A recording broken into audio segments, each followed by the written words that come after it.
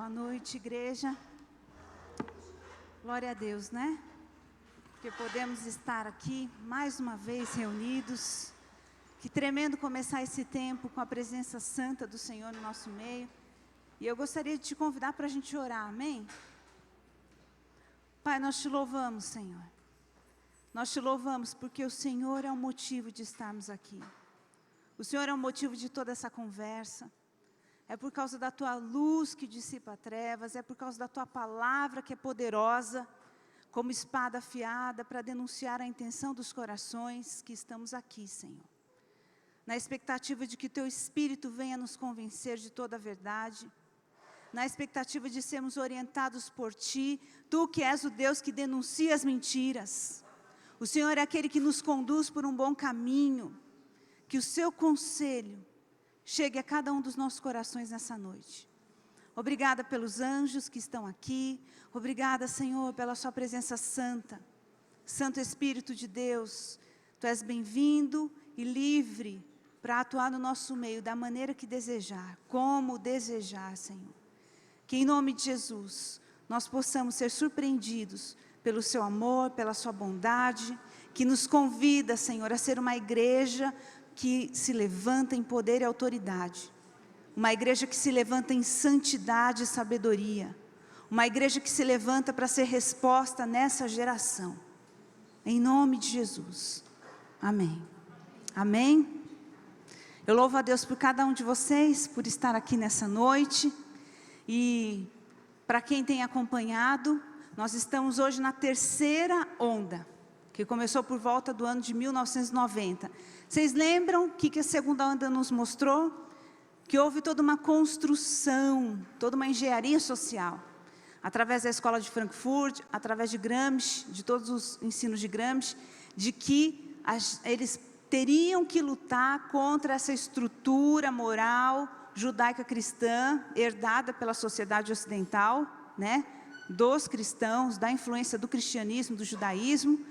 E isso se tornou evidente através da influência no meio acadêmico, as universidades sendo bombardeadas por todos esses tipos de conceito, de ensino.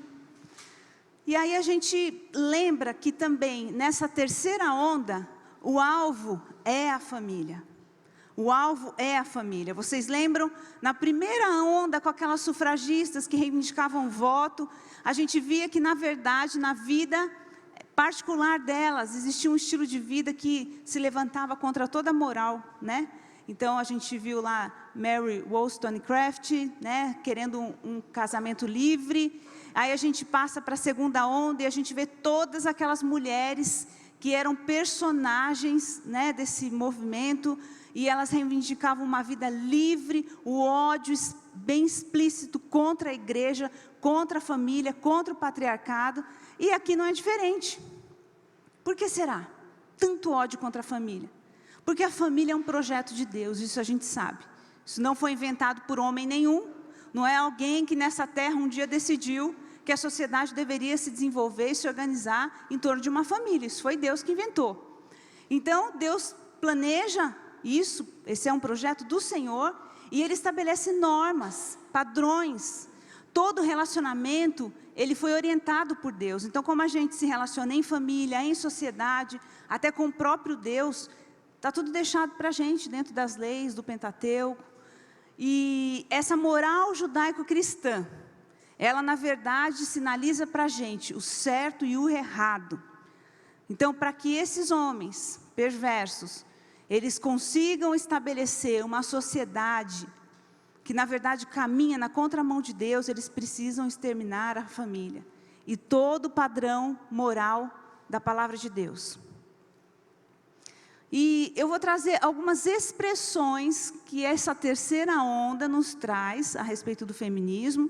E eu vou começar falando sobre esse grupo Fêmen. Essa é a líder do grupo Fêmen. Ela é uma ucraniana. É um grupo feminista que reivindica algumas pautas, e vocês vão conhecer quais são essas pautas. Essa mocinha bonita que a gente viu ali, ela diz assim: eles tentam penetrar nas escolas com seus dogmas, pois sabem que o conhecimento nos torna inadequados para sermos escravos. É hora de responder às fantasias das religiões patriarcais, pela realidade. Dizer-lhes em voz alta que não nos vemos no espelho como escravos submissos, inferiores e culpados. Podemos nos opor com sucesso ao patriarcado global, opondo-nos ao seu instrumento de maior sucesso, a religião organizada. Não a sua fé, não a sua espiritualidade, mas as suas regras e tradições, criadas para ter poder sobre nós. Sejamos rebeldes em vez de escravos. Aguardo o dia em que fanáticos religiosos, sexistas e misóginos, alimentados por dogmas monoteístas, se ajoelharão, não para orar pelo apoio de seus deuses, mas na frente de das mulheres, para orar por seu perdão. Ina, não sei o que eu não sei pronunciar aquele sobrenome dela. Essa aqui, vocês estão enxergando bem por causa dessa iluminação? Está tudo bem? Ela é uma dessas líderes desse movimento Fêmen. Ela se suicidou em 2018, aos 31 anos de idade. Então, eu gostaria que vocês vissem esse vídeo. Aliás, hoje nós teremos muitos vídeos, porque o que eu vou dizer aqui é tão absurdo que eu tenho que mostrar provas para vocês de que eu não estou inventando essa história toda. Então, esse é um vídeo para vocês entenderem como esse movimento, ele caminha e se expressa. A Praça de São Pedro, no Vaticano, encheu esta manhã para ouvir a missa do Papa Francisco, mas acabou por ser o palco para uma ação de protesto do grupo feminista Femen. Uma ativista em topless, identificada entretanto como Alissa Vinogradova, superou o dispositivo de segurança e tentou roubar a figura do Menino Jesus da representação da cena da Natividade. Com gritos de Deus é mulher, a ativista acabou por ser detida pela polícia do Vaticano, que a impediu de levar a estátua.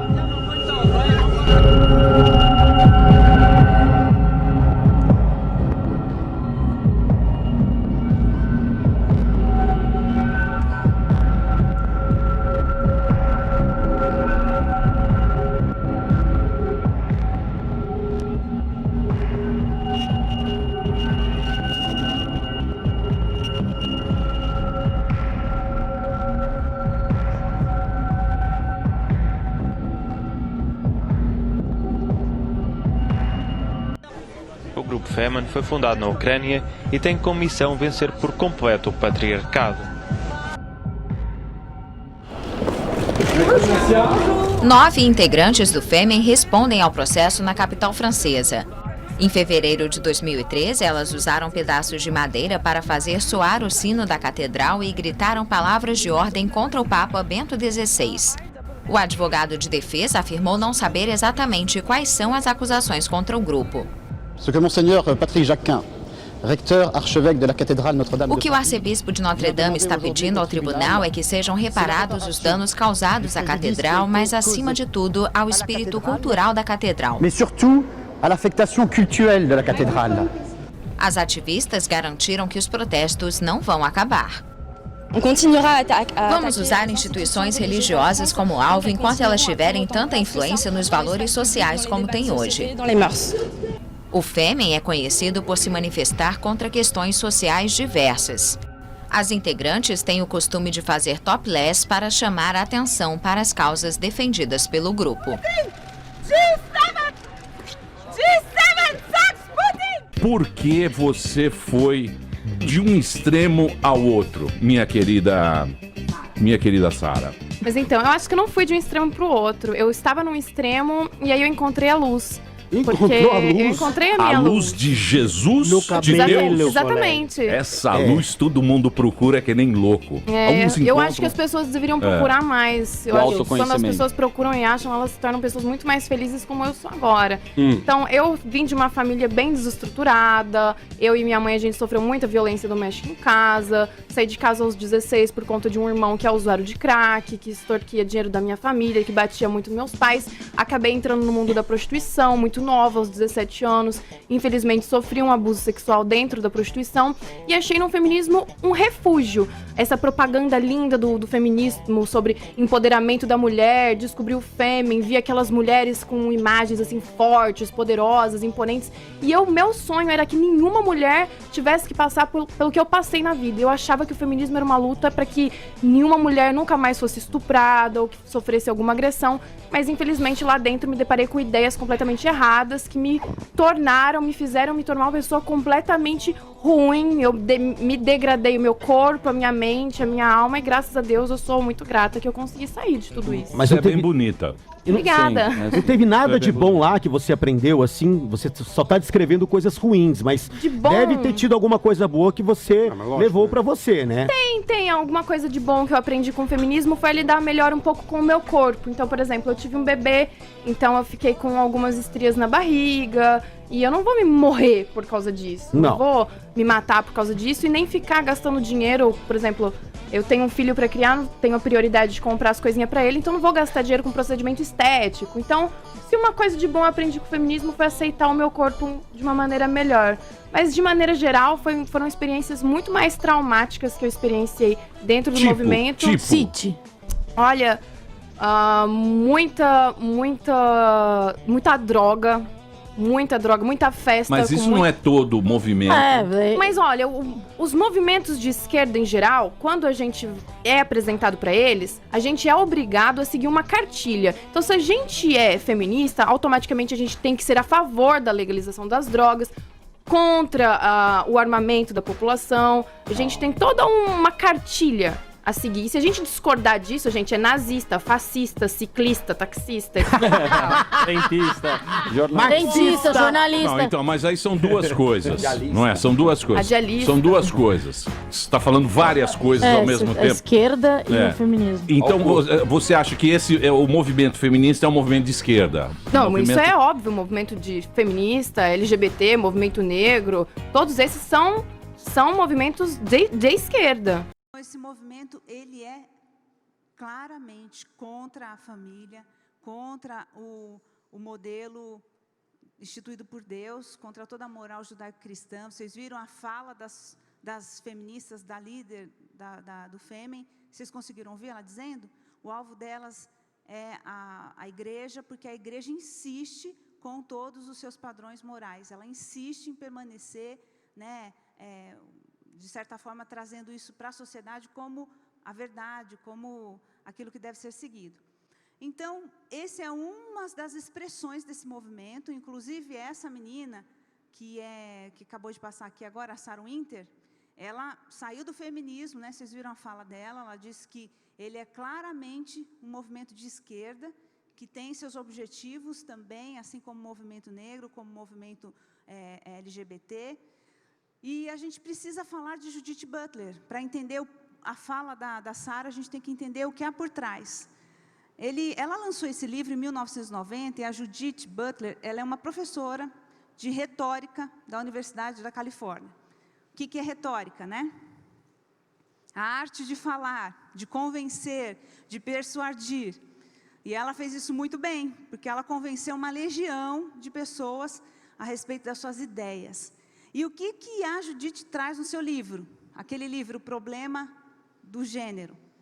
Ela diz que a sociedade, ela existe dessa maneira, nesse desenho, nesse modelo, que é as famílias, homem, mulher se casando, gerando os filhos, esse formato, porque tudo isso, na verdade, são performances sociais contínuas, ou seja, alguém fazia isso lá há muito tempo atrás, e isso continuou a se repetir.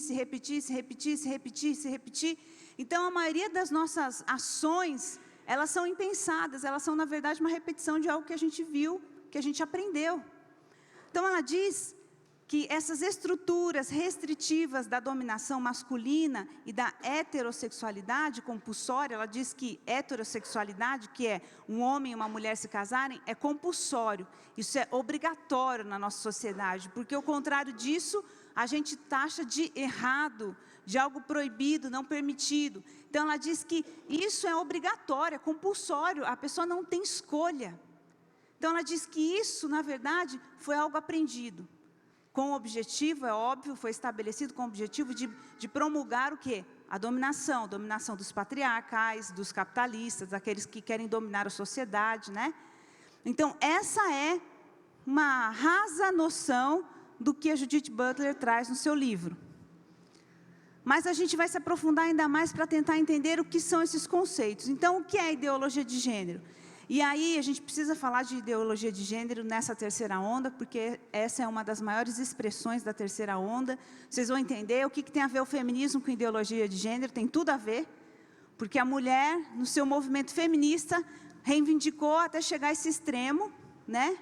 E então a gente vai usar o termo ideologia de gênero, que foi cunhado pela Igreja Católica, pelos primeiros a contestarem todo esse movimento e seus ideais, mas eles, né, os queers, eles não gostam desse termo ideologia de gênero, eles tratam todo esse assunto como gênero. Ideologia de gênero é como se a gente tivesse sentenciado isso a alguma coisa ruim, que de fato é.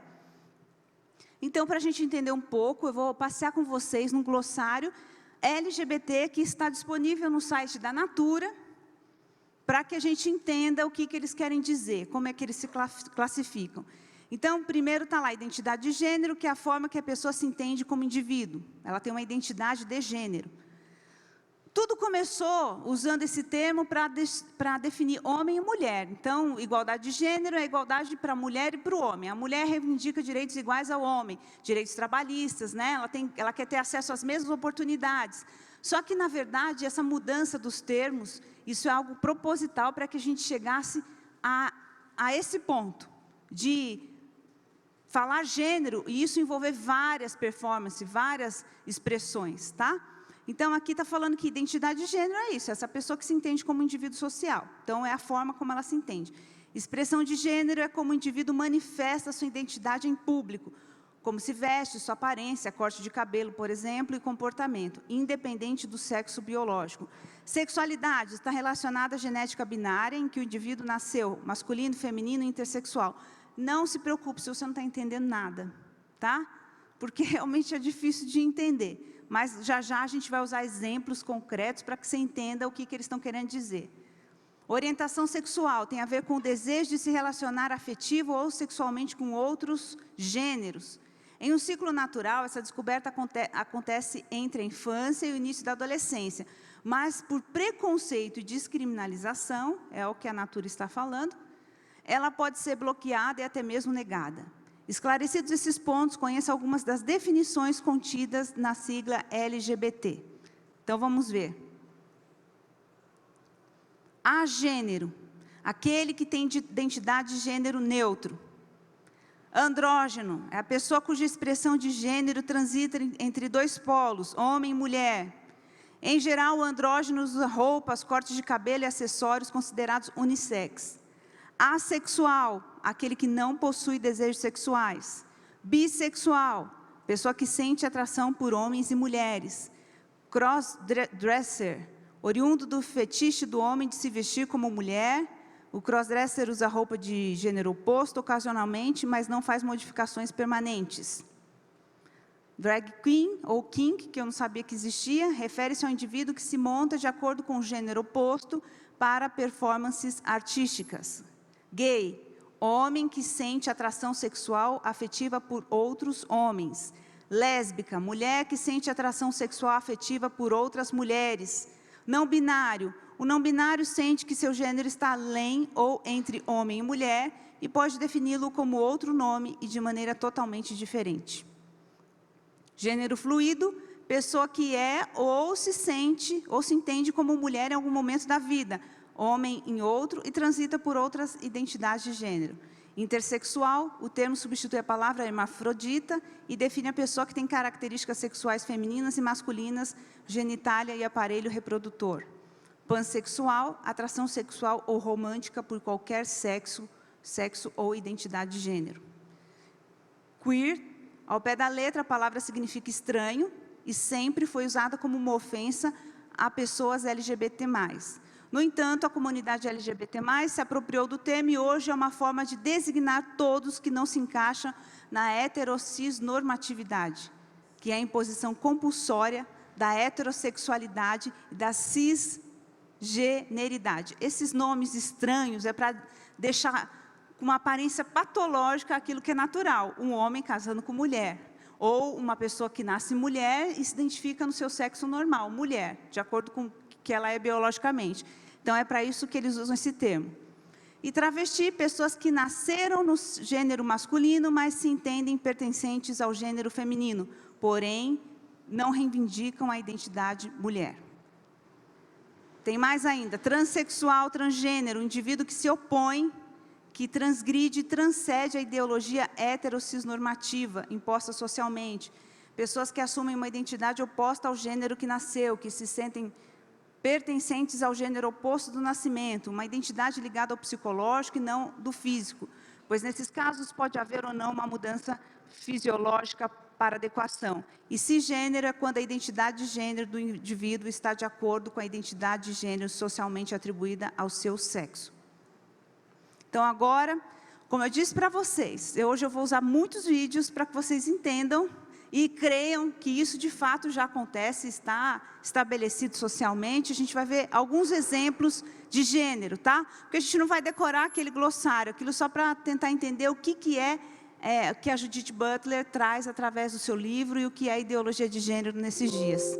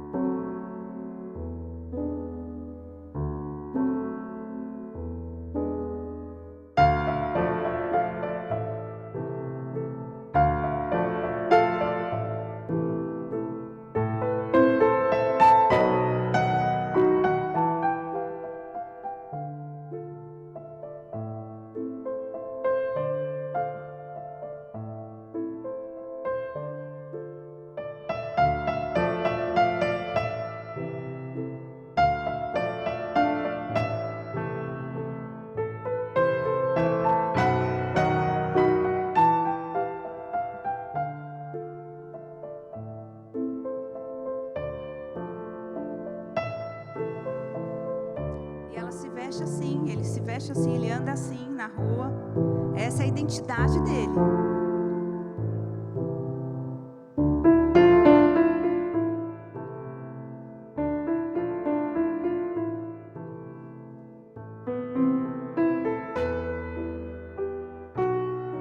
Agora uma família trans.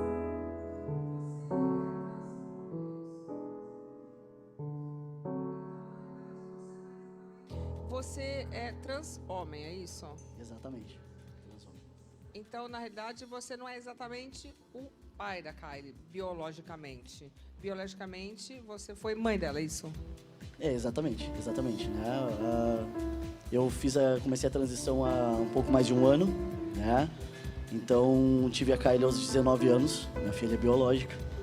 E, por coincidência, ela também é trans.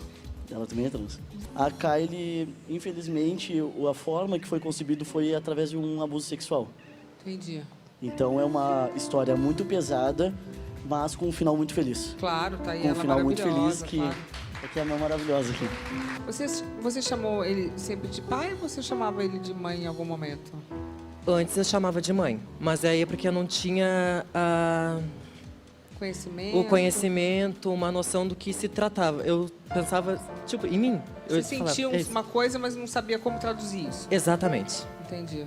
É como se ele estivesse num papel que ele estava desconfortável. Você sentia isso? Porque a criança sente, né? Eu já não sabia de nada. Eu não sabia de nada, só eu fui saber, tipo, desse mundo depois que eu comecei a me descobrir. Aí, primeiro, eu comecei a ver o Léo com as namoradas. E eu vi aquilo, eu que resolvi procurar. Aí depois, quando ele falou assim pra mim, que primeiro ele chegou em mim e falou assim, eu sou um homem trans, tu me ajuda? Eu falei assim, é claro, eu te dou o total apoio. Aí, tanto que fui eu que cheguei, ajudei ele com a mãe dele. Aí a Cel, ele falou da Cel, fiquei completamente apaixonada. Quanto tempo vocês estão juntos com a Cel? Já vai quase um ano. Olha, onde vocês se conheceram? Em Florianópolis. Um dia ele disse pra mim assim, Selma, eu preciso muito conversar com você, porque é algo muito sério. Algo muito grande, algo muito bonito pra contar, e a gente tá muito envolvido, e eu achei que ia ser só uma historinha, e não tá sendo uma historinha, a gente tá tendo um relacionamento. Falei, o que foi? Levei um susto, né? Ele assim, tem alguém especial na minha vida. Filha. Eu disse, tá, qual o problema de ter uma filha? Ótimo. O homem virou mulher, o menino virou trans, sei lá.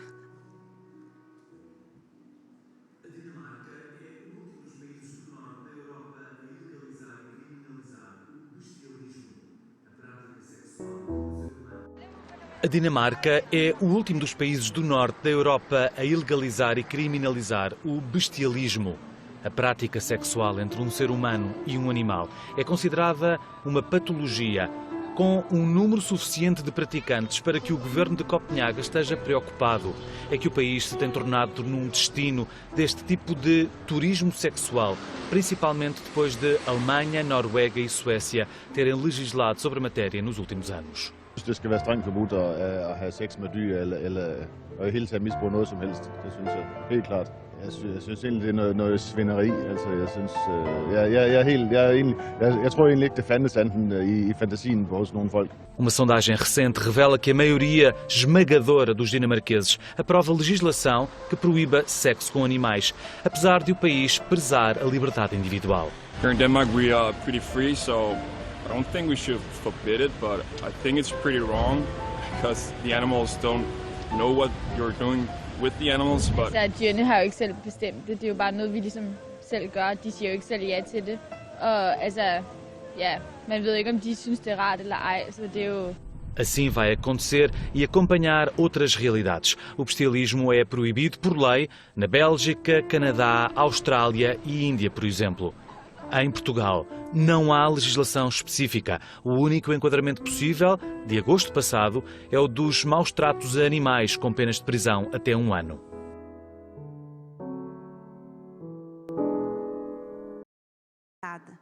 E que tem um objetivo que é de domínio. E aí ela diz, tudo que a gente classifica como estranho, na verdade, ele só é estranho porque a gente foi ensinado a achar isso estranho. Então, ela quer dizer que a gente pode, sim, ser aquilo que a gente deseja ser. Só que isso extrapola todos os nossos limites de compreensão. Vocês viram, um homem casado, 7 filhos, 56 anos de idade, que resolve que a identidade de gênero dele é uma menina de 6 anos de idade. E ele fala, eu sou feliz agora porque eu não tenho que me preocupar como um adulto, eu sou uma criança e cuidam de mim.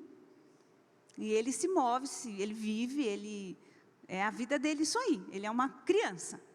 Aí a gente viu também o caso daquela família, a mulher, ela teve um filho, ela era uma mulher, de repente ela transitou para a identidade de gênero dela, que ia ser um homem, né? Que ela se tornou o Léo.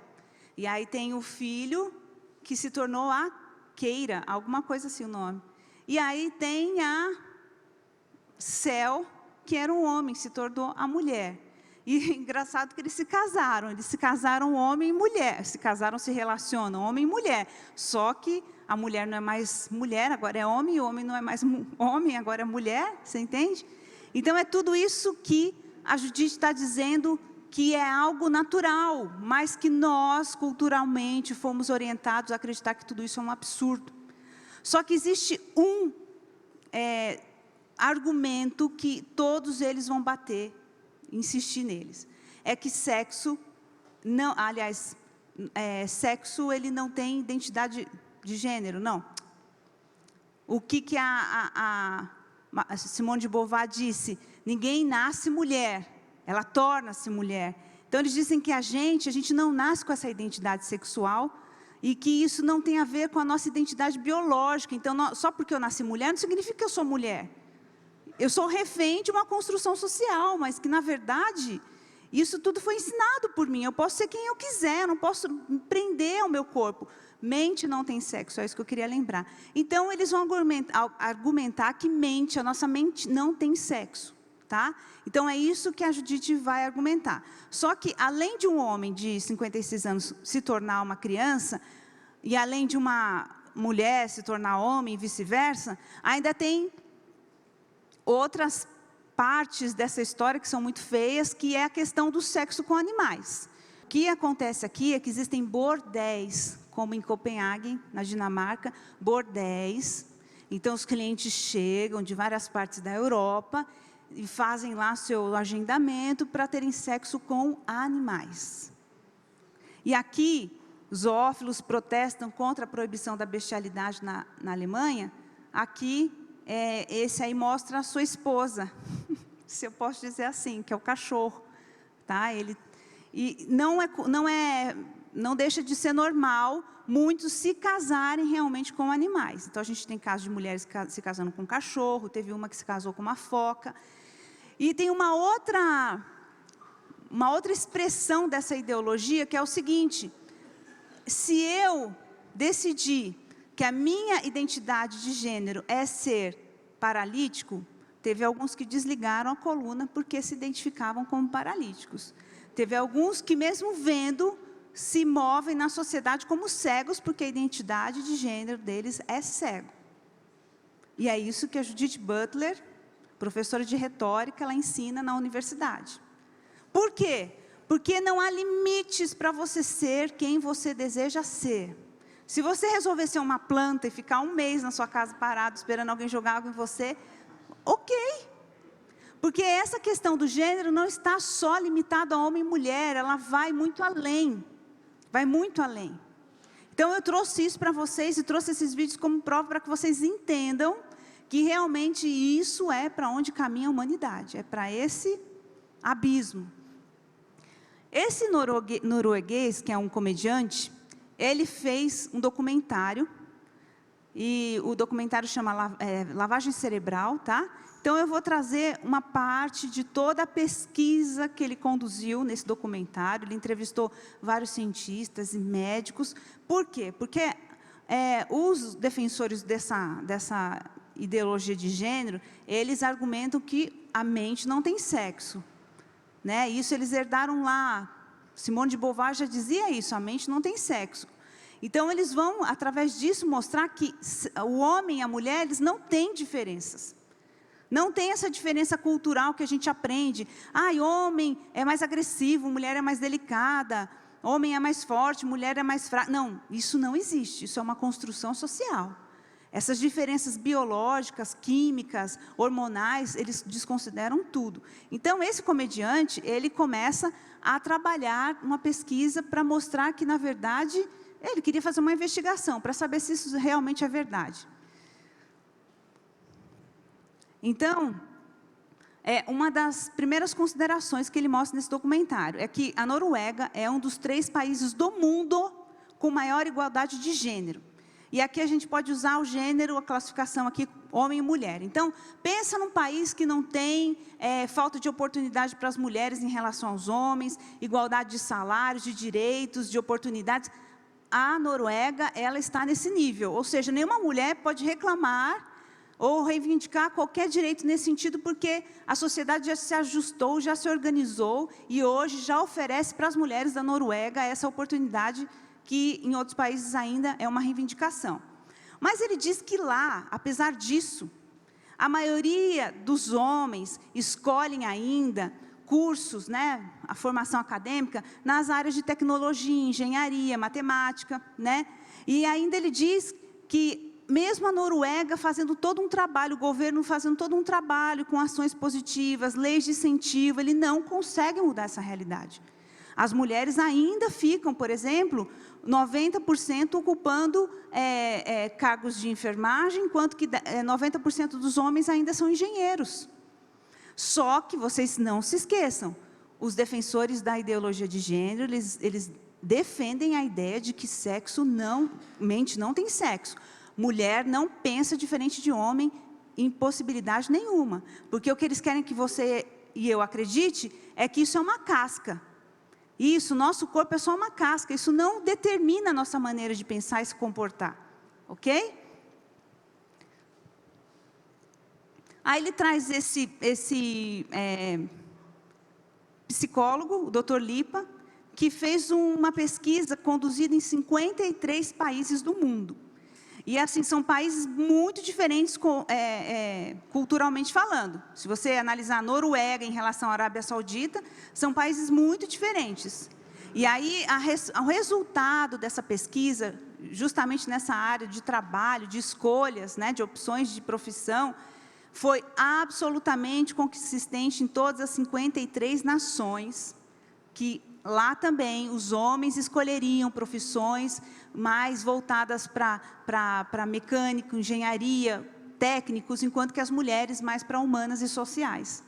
Então, isso foi um fato que ele constatou. E ele diz assim, isso nos dá uma pista.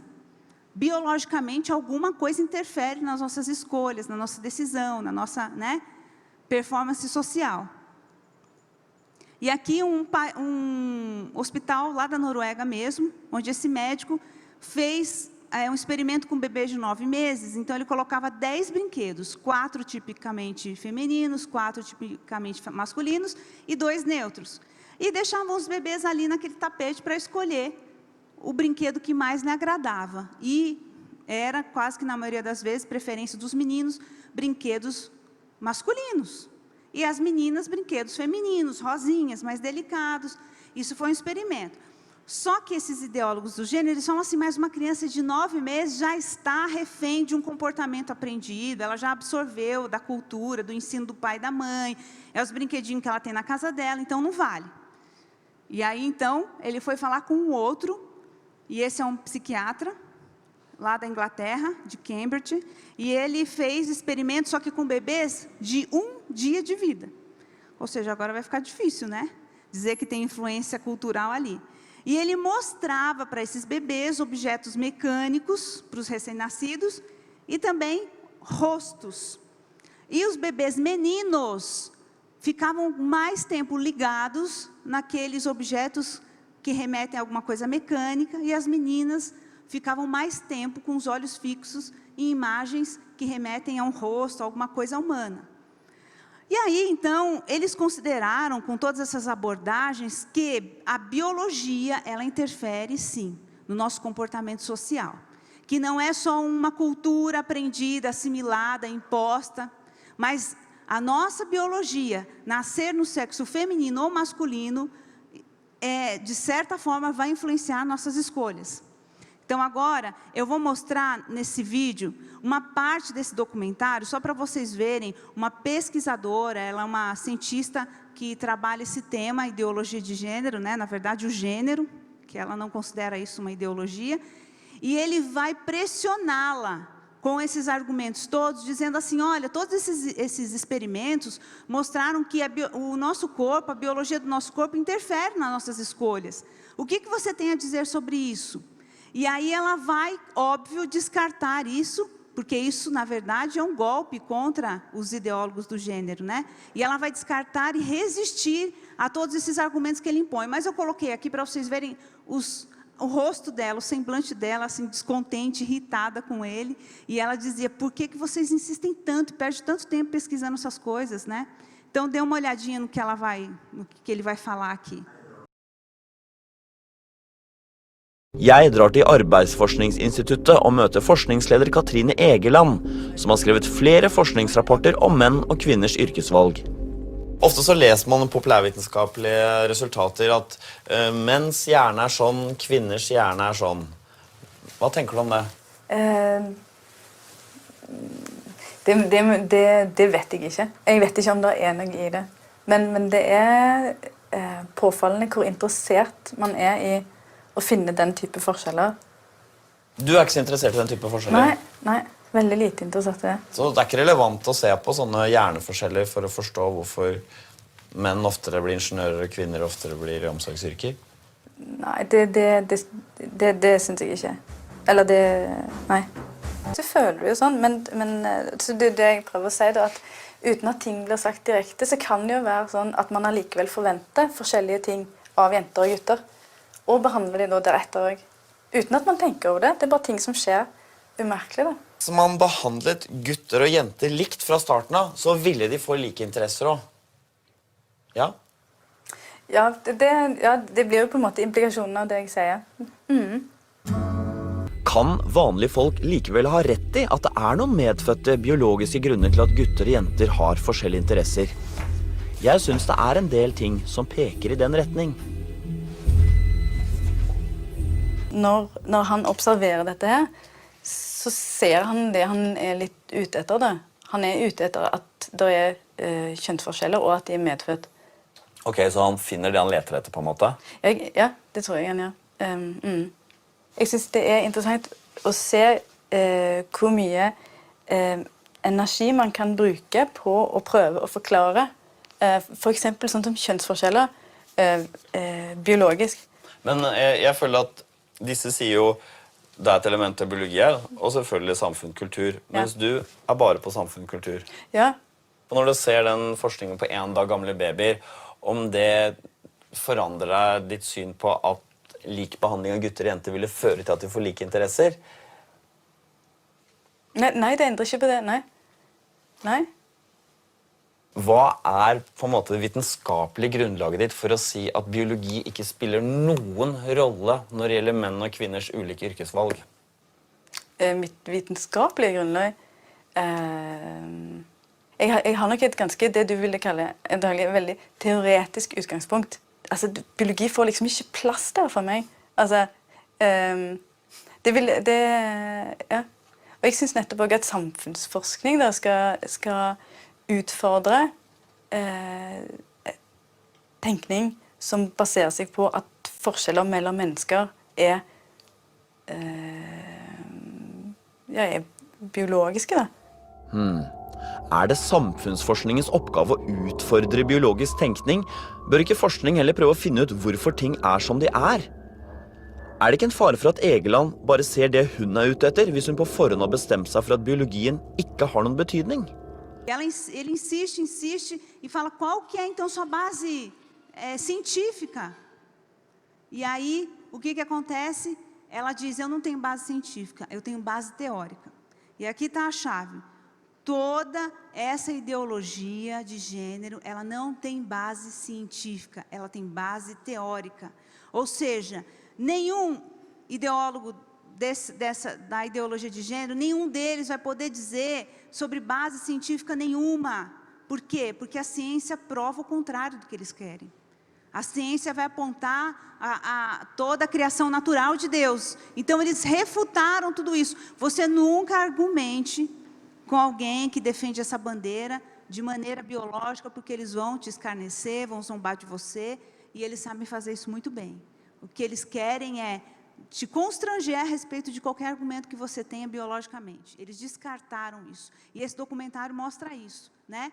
Tanto que, por causa desse documentário, um órgão de estudos que existia lá na Noruega a respeito do gênero teve sua verba cortada, uma verba que era passada pelo governo foi cortada, porque esse documentário mostrou que, na verdade, isso é um absurdo, né? É um absurdo. Mas, infelizmente, isso é uma realidade aceita na maior parte da Europa. E a gente tem que entender que a Europa, ela projeta para a gente uma perspectiva do futuro no Brasil. Porque no Brasil há uma construção mais atrasada, é verdade, mas para que esse tipo de conceito seja estabelecido. Tanto que há essa guerra para estabelecer dentro das escolas, né, essa cartilha da sexualidade e junto disso, a ideologia de gênero, tá bom? Então, agora nós vamos passear por alguns exemplos, tá, do que é a ideologia de gênero na prática. Teve um caso lá no Canadá, em 1965, nasceu gêmeos, Bruce e Brian Heimer. O que aconteceu é que esses meninos nasceram com aquele probleminha de fimose, que é quando a criança precisa passar por aquela cirurgia, né? E o primeiro a fazer a cirurgia foi o Bruce. O que aconteceu? O médico, ele usou um equipamento inapropriado, não soube usar adequadamente, e ele queimou o pênis da criança.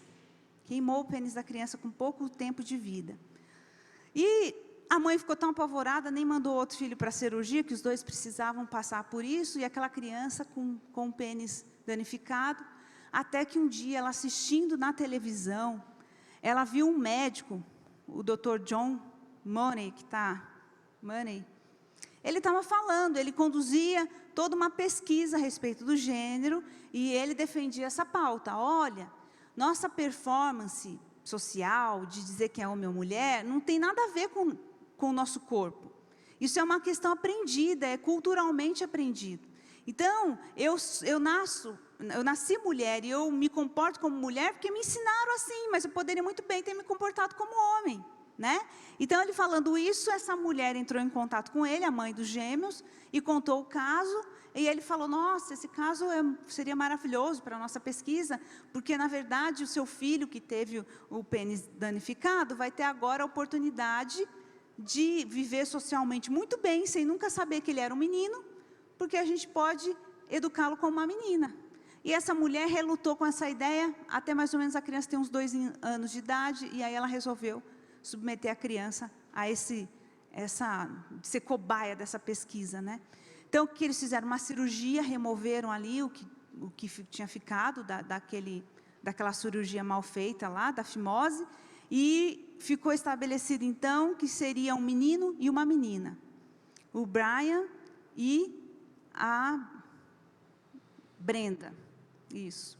E aí, essa menina foi educada, esse menino foi educado como menina. Então, ela se vestia como menina, ela era tratada como menina, e ficou decidido que ninguém saberia disso.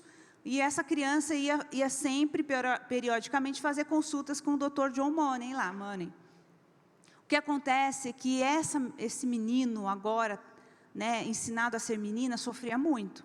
Porque ele era aquela menina que corria, que pulava, que queria brincar com os meninos, que queria suas brincadeiras mais violentas, ele se machucava, as meninas não suportavam ele, né, porque ele não era nada delicado, nada gentil, e ela estava lá de vestidinho, cabelinho grande, mas se comportava como o corpo dele, geneticamente e hormonalmente, pedia que ele se comportasse. E era assim que a Brenda vivia.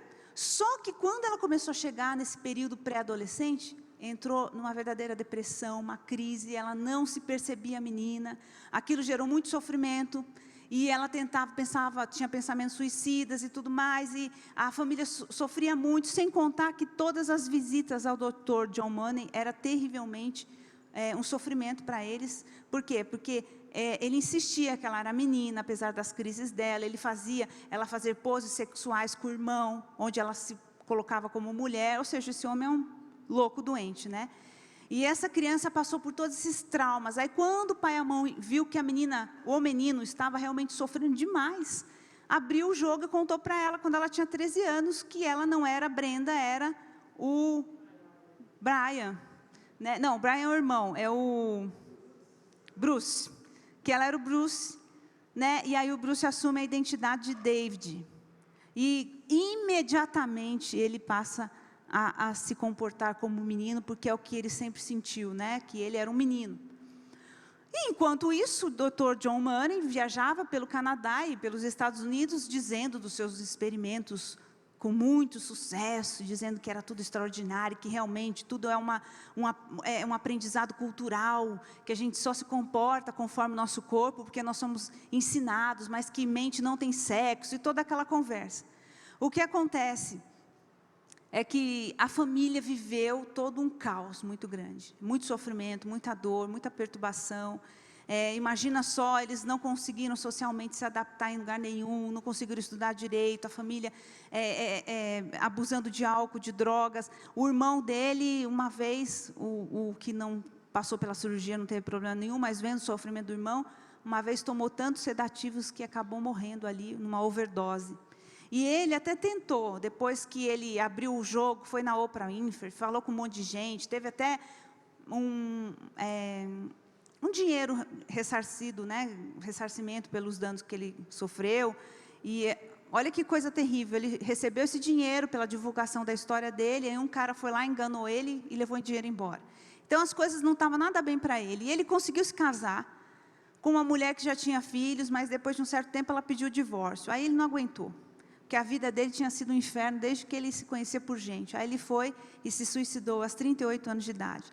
Então a gente tem aqui um exemplo claro de que todo esse argumento da Judith Butler, do Dr. John Money, na verdade, na prática, ele não funciona. Se funcionasse, se eu e você fôssemos mesmo resultado da nossa cultura, né, biologicamente falando, isso não interferisse nas nossas escolhas, então por que tanto sofrimento nessa família? Por que ele não conseguiu se adaptar? Né? Terrível ver que, por causa de uma mentira, uma família inteira teve um prejuízo tão grande, né? E uma outra história é desse Walt Heyer. O que ele era? Uma pessoa normal. Ele cresceu, se casou, teve 2 filhos, mas chegou um certo momento da vida dele que ele resolveu que ele ia assumir a identidade dele de mulher. Então, no ano de 79, acho que eu coloquei errado ali, mas quando ele tinha 43 anos de idade, ele resolveu fazer essa transição que eles chamam, né? De pai, de família, com 2 filhos, trabalhador. Ele resolveu se transformar na Laura, que é essa mulher aí. E aí ele fez uma cirurgia mesmo, removendo o órgão genital dele. Ele fez uma cirurgia. E aí é claro que ele perdeu a esposa, perdeu o emprego, não teve mais contato com os filhos, foi, de certa forma, rejeitado em todos os ambientes familiares, né? Mas ele conta como é que foi que ele viveu depois dessa transição. Ele diz: mesmo depois de ter gastado tempo, dinheiro para me tornar uma mulher, eu estava abusando de álcool, drogas, lutando contra a depressão e pensamentos suicidas e confuso sobre quem eu era. Minhas escolhas erradas destruíram minha identidade, minha família e minha carreira. A faca do cirurgião e a amputação resultante me transformaram de homem em mulher. Agora eu sabia disso. Estava ficando muito claro que a cirurgia que eles chamam de mudança de sexo ou resignação de gênero não é uma mudança de sexo ou de gênero, mas um meio de viver um disfarce através da destruição de órgãos sexuais perfeitamente bons. Então ele fala assim que ele viveu esse pesadelo, né, para um homem que parecia que a felicidade estava em se vestir de mulher, de ter amputado o seu órgão lá. Ele falou: não, eu só bebia, eu tinha vontade de me matar, era isso que eu vivi. Mas aí depois de 8 anos vivendo como Laura, ele fez a transição para ser homem de novo. Mas aí o prejuízo já era grande, né? O que aconteceu na minha infância nunca foi tratado como deveria ser pela psicoterapia. Achei que meu problema fosse meu gênero. Olha o que havia por trás. Ele diz: quando eu tinha 4 anos de idade, minha avó me travestia. Colocava roupinha de mulher toda vez que ele ficava com a avó cuidava dele para os pais trabalharem. E mais do que isso, ele foi abusado sexualmente pelo tio. Então ele não tinha tratado esses abusos da infância. E ele não entendia por que essa necessidade, sendo um homem casado com 2 filhos, ele tinha essa necessidade de se vestir de mulher. Por que isso? E ele achou que realmente o problema é que ele era uma mulher. E aí quando ele se tornou uma mulher, cirurgicamente falando, não acabou. Aquele desespero do coração dele não sarou. Muito pelo contrário, agora ele bebia, usava álcool e drogas. E aí ele falou: o que é isso? Né? Não era isso que precisava para ser feliz? Não, não foi, né? Então, e aí depois que ele começou a criticar essa cirurgia tão precoce em muitas pessoas que estão com crise de identidade, ele foi considerado pela comunidade transfóbico e transnegador. Olha só, transfóbico e transnegador, eles têm nome para tudo, né? Por favor, Carol. E aí o que acontece? Aí é ele, depois que ele fez a transição de volta a ser mulher, mas ele teve a ajuda de um pastor. Ele teve todo um acompanhamento espiritual. Ele diz: a ajuda mais amorosa e compassiva que me foi oferecida veio de pessoas que me indicaram Jesus. Afirmar falsas identidades de gênero cruzado não é amor. Ajudar alguém a recuperar sua verdadeira identidade em Cristo é. Então, esse é um testemunho de alguém que, por causa de traumas da infância, achava que a resposta para aquela angústia que ele tinha, aquela crise de identidade que ele sofria, era se transformar numa mulher, e cirurgicamente ele viveu essa transição, mas ele viveu debaixo de um tormento, de uma dor, de um sofrimento muito grande. Gente, esse vídeo aqui, ele vai ter um pouquinho mais de 10 minutos, mas eu não consegui cortar esse vídeo, porque é um vídeo de um testemunho poderoso, poderoso. Nós estamos como igreja aqui, estudando toda essa pauta, não porque a gente quer se tornar uma comunidade de ódio contra essas pessoas, muito pelo contrário, nós queremos entender a dor e o sofrimento delas, para que a gente seja resposta, para que a gente seja uma igreja que conduza essas pessoas ao arrependimento, à cura, à libertação e à salvação, porque uma coisa é fato, nós nunca seremos a igreja que diz para essas pessoas, fiquem como vocês estão. Não, isso jamais. Isso é se levantar contra o Evangelho de Cristo. E nós vamos anunciar o verdadeiro Evangelho de Cristo. Mas prestem atenção na história desse homem. É um testemunho, vai demorar só um pouquinho mais do que os outros vídeos, mas é muito importante para vocês entenderem, ok? Por favor.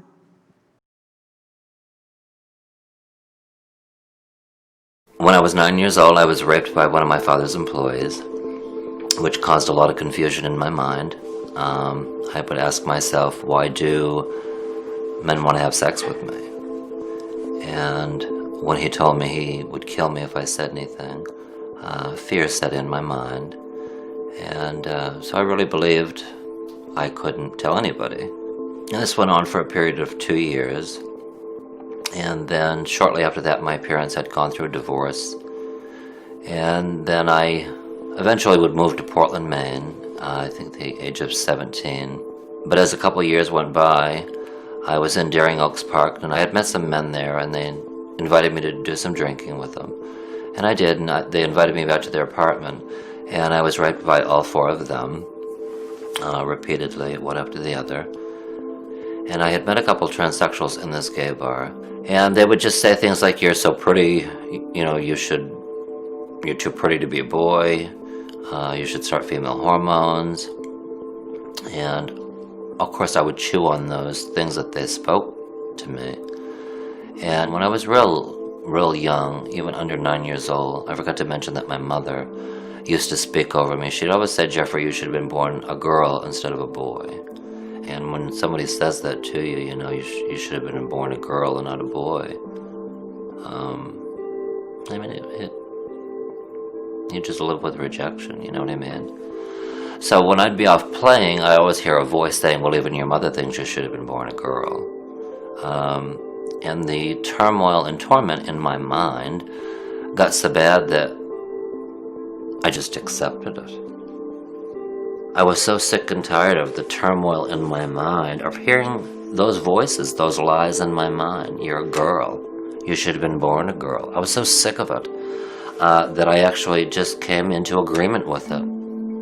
I said, you're right, I am. So I got into booze, and I was introduced to prostitution and some drugs, cocaine, and started female hormones at the same time, all around the age of 18 and 19 years old. And it got so bad that I actually had a nervous breakdown in a nightclub one night and just started smashing my fist on a car. And then shortly after this, I'm trying to not cry. So I would eventually move to Boston. I'm now living as transgender 24 hours a day. I think I'm about 20 years old.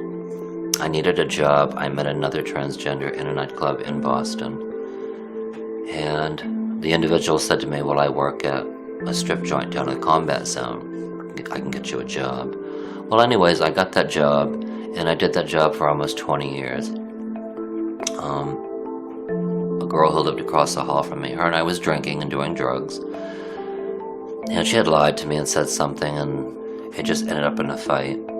I had a cell phone at the time, and I was going to leave the apartment building. I was just lying to her. I said, I'm going to leave the apartment building and speak to the police. So I got to the head of the stairs, and she come running full force and just pushed me head first. And my face smashed the handrail as I went down the stairs. But as I lay at the foot of the stairs, something just miraculously came over me, and I heard a voice say to me, wow, God had to have been with you. And I really chewed on what I had just heard. You know, I really pondered what I had just heard, and I said, wow, you're right. God had to have been with me. Later on that day, I had to go to the emergency room. I was in the emergency room, checked myself in. I was sitting in the waiting room, but I was so severely banged up. My face was swollen, and I said to myself, I'm in so much pain, there's no way when the doctor calls my name, I'm going to be able to go walk with him out of this waiting room. So I looked outside the waiting room and there was a wheelchair. I said, I have to get in it. So I just simply got up out of the chair, sat just like 3 feet out of the waiting room and got into the wheelchair. But when I turned around and looked back in the waiting room where I was sitting, all of a sudden appeared before my face a little old woman and a little old man. So as I'm sitting in the wheelchair, I'm thinking to myself, and I glanced down at my body and I said, look at me.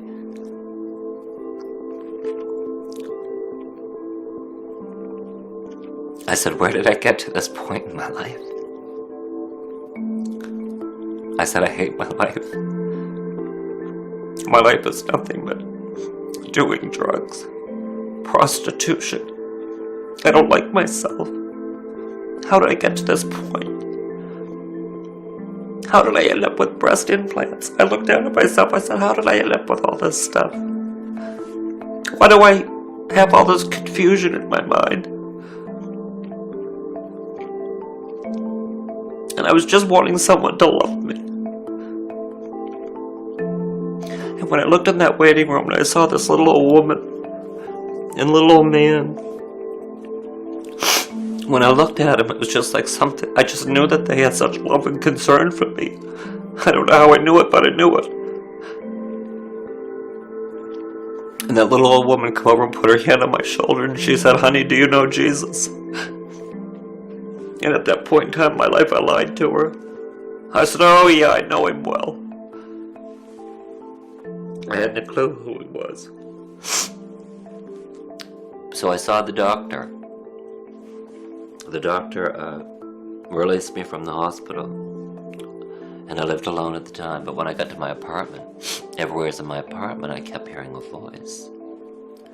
I'd go to my bathroom and all of a sudden I'd hear this voice saying, do you know Jesus? I'd run to the kitchen to get away from this voice. And then I'd hear a voice in the kitchen say, do you know Jesus? I'd run to the bedroom thinking I'm getting away from this voice.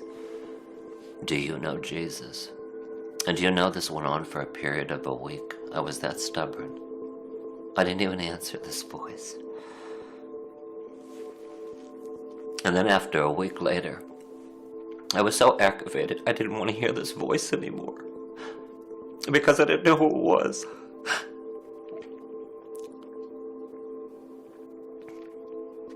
You see, every day I was used to just getting up. I had to be at a methadone clinic by 7:30 in the morning to drink my methadone. Then I'd come home and doll myself up, only to walk the streets or turn a trick.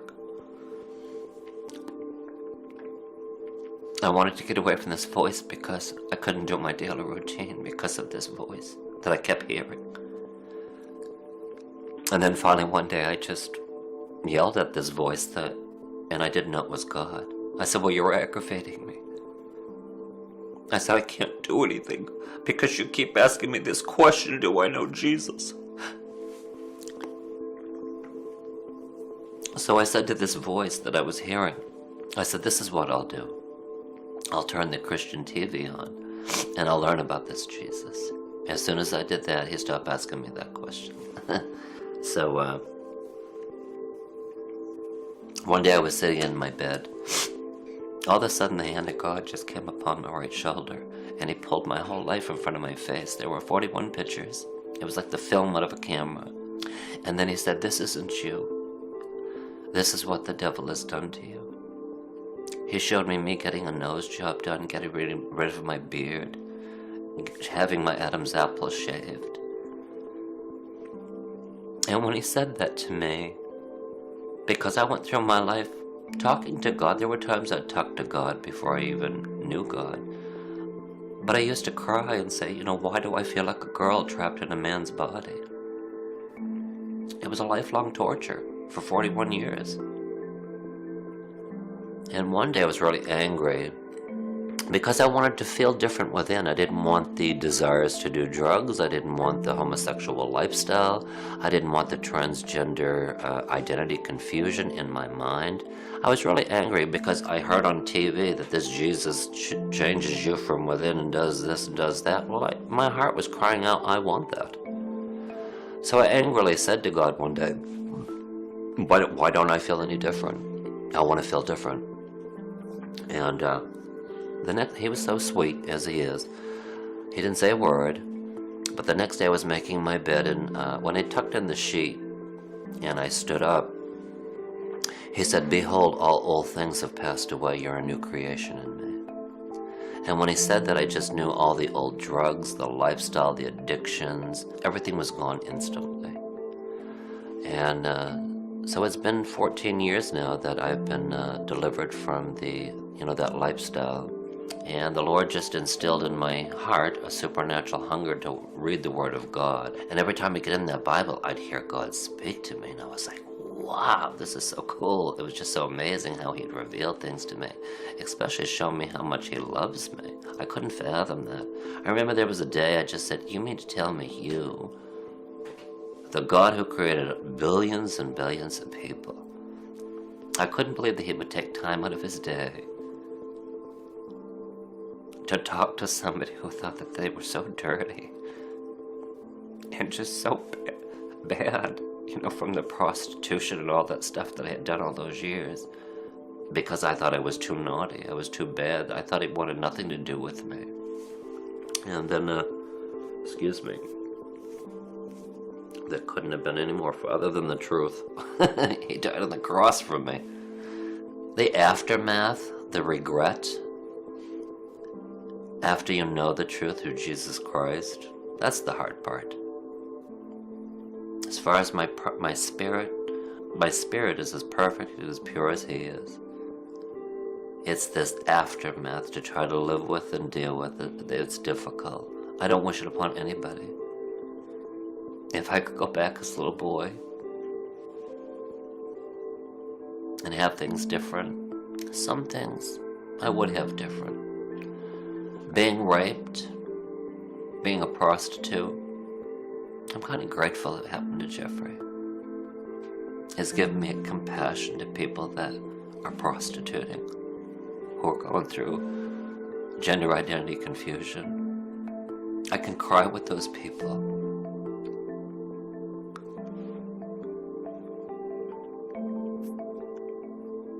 Those little boys and little girls that are being fondled by people and have no one to talk to, I can do that.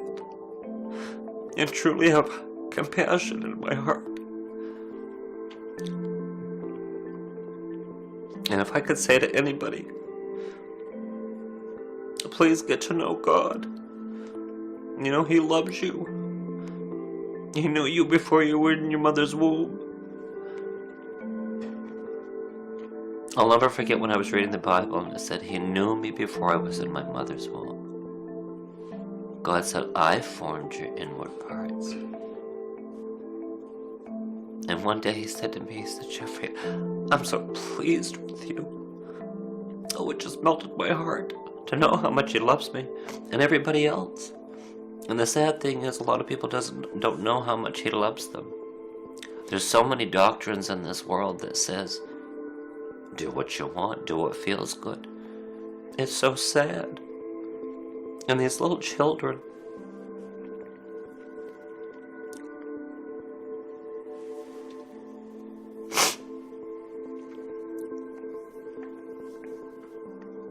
all I can say is that's why it's important for parents to really know the truth of God's Word.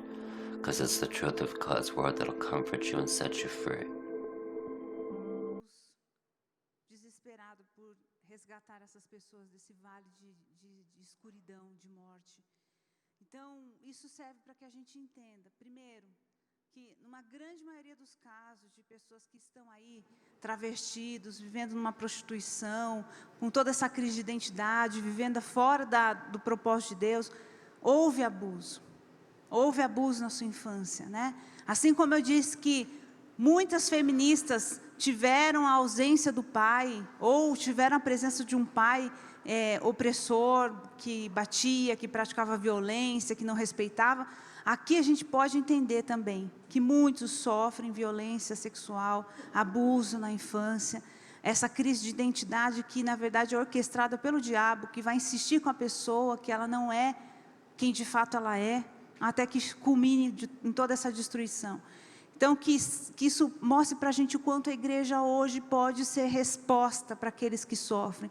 O quanto a igreja hoje pode anunciar o evangelho que liberta, a verdade que liberta. Amém?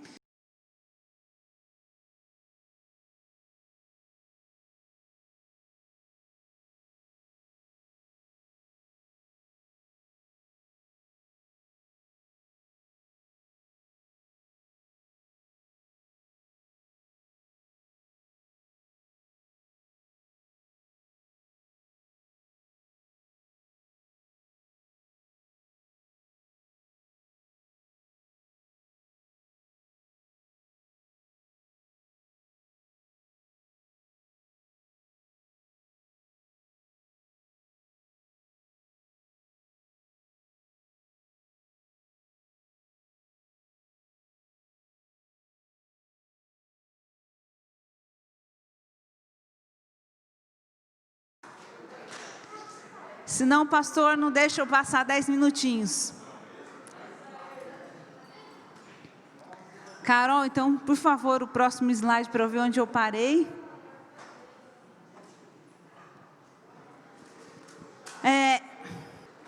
Então, vocês viram como até aqui nós percebemos que essa terceira onda e toda essa pauta, né? Da Simone de Beauvoir, na verdade, vem dela lá, quando ela diz que, né, a mente, ela não tem sexo, né, ninguém nasce mulher, torna-se mulher, e aí a gente vê Judith Butler agora, trazendo isso de uma maneira muito mais profunda, quando ela diz que as nossas escolhas, elas são construções sociais, é resultado daquilo que a gente aprende. Então, se um menino, ele nasce menino, biologicamente falando, ele só vai se comportar como menino, porque ele aprende isso.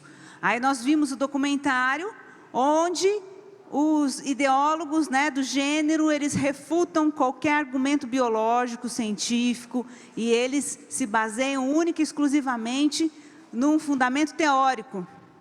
Ou seja, todas as evidências científicas para eles não são aceitas, não são consideradas, ok? Então, nós sabemos que essa terceira onda, principalmente essa questão da ideologia de gênero, não se baseia em argumentos científicos, mas sim teóricos. Até aqui tudo bem?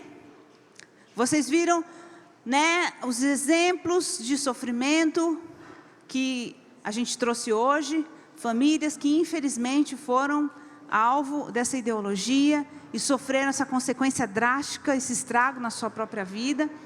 E agora nós vamos falar como a Europa está, e eu gostaria de mostrar para vocês o seguinte: nós sabemos, aqui no Brasil, há uma luta para que esse conteúdo entre nas escolas como um currículo obrigatório, né, a educação sexual, e a educação sexual, não duvidem vocês, a gente já tem material aí nas mídias mostrando qual que é o conteúdo que vai ser ensinado para o aluno, é exatamente isso, a ideologia de gênero.